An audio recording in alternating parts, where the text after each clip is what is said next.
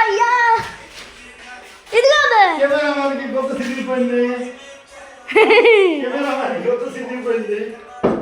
చూసుకు కొట్టాడు స్లో అంత స్పీడ్ వద్దు.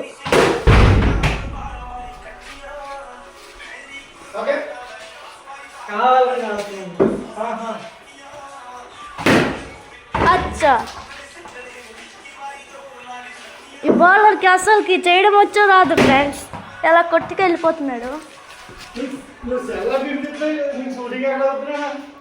మరి నేను తెప్పొద్దా?